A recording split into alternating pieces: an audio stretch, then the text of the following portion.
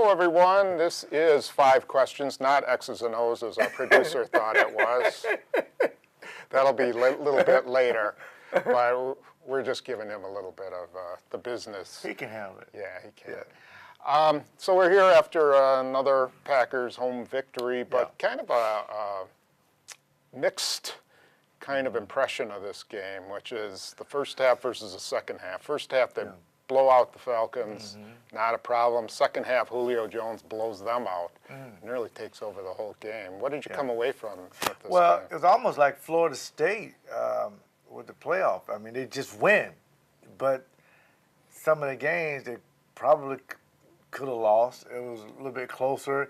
So, I mean, the ultimate goal is to win. But it was some disturbing things on there as a defensive back that you thought that they left back in 2011 when they were 15-1, but it was giving up a lot of yards. But the only thing that I was talking to you about off the air was your film study would tell you that Julio Jones just did this to Patrick Peterson, 10 catches for 189 yards and a touchdown. So if you're watching that film, he's the guy. So you think you would draw up a plan to stop him and let Harry Douglas beat you, or Roddy White, who was coming into the game with an ankle injury, and we didn't know if he was going to play. Let those two guys beat you. And that is a little bit disturbing to me. And I think the more you kind of scave over it, just kind of throw it in the back, it may happen again.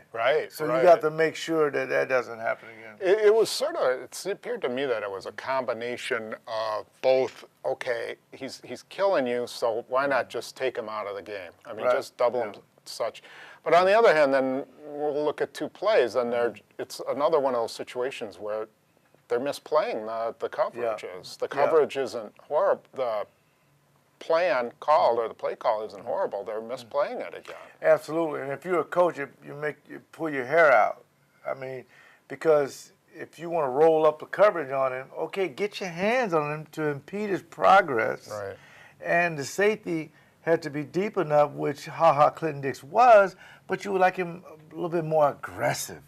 And you would like the 2 middle linebackers, one of them inexperienced, which is Matthews, to, once you take the play fake, redirect and get some depth. But one of the plays in X and O, there's 24 seconds left. How can you get a guy get 30 yards when he's the main guy? Down the middle. So those are things that are a little bit disturbing. I mean, because if you expect excellence, you got to expect excellence when you're trying to stop a guy like Julio Jones. We'll have to, we'll look at that too. But, you know, another thing that we should talk about is whether Sam Shields should have played in that game. As it turned out, he didn't look very good. He didn't practice all week. He's coming off a concussion. Went through the protocol. Do you think they regret doing that maybe they rushed him in?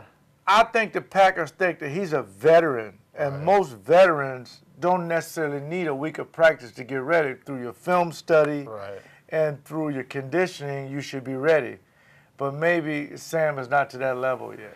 I mean, that would be the case. Tramon Williams did it off that ankle after the Miami game and came back and played fine. But you should be fresh. I mean, you should be bouncing around looking for the opportunity. Now, a concussion is another deal, though, too. You know, I understand. I mean, it's not like he twisted an ankle. So, I mean, that might have been a mistake in their assessment of just playing him. Maybe he was cleared to play, but does that mean he's ready to play? That's a good point, because when you have a concussion, you don't want to get another one. And it makes you play a little bit different. It makes you play a little bit more cautious. So maybe one more week would have helped him. But if you're out there, compete, challenge. Especially when they paid you to be the top corner on the team.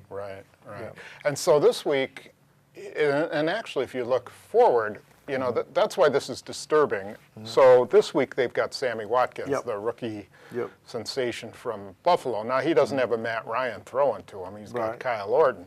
But he's still a dangerous guy. And then the following week they got Mike Evans, who's having a heck of a rookie year for Tampa. He doesn't have a very good quarterback either. But then you got Calvin Johnson in the finale. Well, that kid McNow, who is in Tampa, when he was in Chicago, he ripped the Packers up. And Kyle Orton has beaten the Packers as well. Kyle Orton is And then you got Calvin Johnson. Right. So you got 3 guys that are going to look at this film and think they can get some opportunities. But well, Sammy Watkins has to be thinking that this weekend, absolutely. doesn't he? Yes, because again, if you're watching a film, you see what Patrick Peterson did to the best corner, the highest paid corner in the league.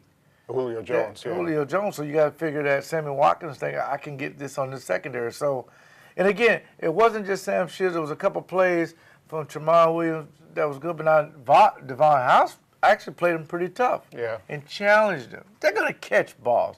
And I'll be honest, let's just keep this in perspective. A lot of it's garbage yards, which happens. Yeah. But at the same time, you just don't want stuff like that on film when a guy's that wide open. Right, right. And you want to put someone away. I mean, you're up like that. Absolutely. Put them away. A killer instinct is, I think, what you need going into the playoffs. But ultimately, they did win the game. Yeah. So looking ahead now to Buffalo, this is not an easy game. This defense is really good. The defense, I think they pretty much destroyed Denver. Had 2 picks on Peyton Manning. I think they lead the league in sacks. This would be the toughest defense they'll play other than Detroit. They're very sound. Mario Williams and those guys up front, they don't get fooled a lot. They put a lot of pressure on the quarterback. And again, the secondary is very optimistic. They get a lot of hands on balls. This will be, I think, their biggest challenge. And I thought coming into the year, this will be a game that will be tough, but they can beat them. I think, the way the defense is playing, I don't know if Buffalo can score enough, but it's a game definitely that the Packers understand is going to be tough. As a matter of fact, we talked to Josh Sitton on another show, and he thought that this would be a big test for him. A huge test, I think, yeah. One aspect of the victory on the other side offensively was James Starks showing up again. And looked like he was really fresh, was really had his legs under him, and I don't know why it's taken, what the deal has been the past couple of weeks. But if they get both of him and Lacey going, they're in a lot better shape down the stretch, aren't they? No question about it. I mean, remember James Starks, 2010, took him to the Super Bowl. He had more yards than any running back in those 3 games. And those 3 games were on the road. So he got Super Bowl experience.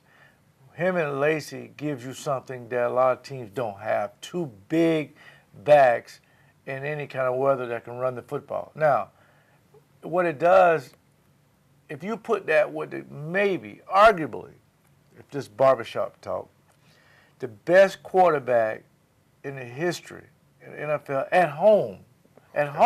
You're making a big home there in history. At home. Okay. Aaron Rodgers is going to be the best quarterback to ever play the game at home. Not all time great on the road. No, when he's playing at home, he's phenomenal. Yeah. And the numbers will support that. But I will say this, if you got a 2-headed monster like that, and you got a Pro Bowl left guard, who I think is all pro, Josh Sitton, and that offensive line gives him any kind of time like that, and they support what he's doing, then you see Jordan Nelson flourish. Yeah, it took a little time. Offense. But I think one of the points about Sunday was that, so, okay, they faced that, vaunted cover 2 that they always have problems with. But Rodgers was really good about dumping the ball going off, to the check down. And letting those 2 guys do his work for him. Absolutely. And it was very effective. And I think eventually what you do get is off a play action, if you're running the football, 60-yard bomb to Jordan Nelson. Eventually. You got to be patient. And you got to be patient because you will get your opportunities. Right. So I think him getting the ball out quick and on time, it just says a lot for what. Now, what happened was they took away Randall Cobb, but Quarles made some great catches. So I think for the most part, they got a good rhythm going on offense. They just got to get more opportunities from the defense, which they're number 1 in the league in turnover ratio. That's hard to beat, plus 16. That's hard to beat. That is. Yeah. Okay, so we're going to look at a couple of those Julio Jones plays and X's and O's for everyone who's still not over that yet, because it was if you're a defensive back and like defense, it has to bother you. Yeah, absolutely. So we will be back with that, and be sure you check that out, and we'll see you after the Buffalo game.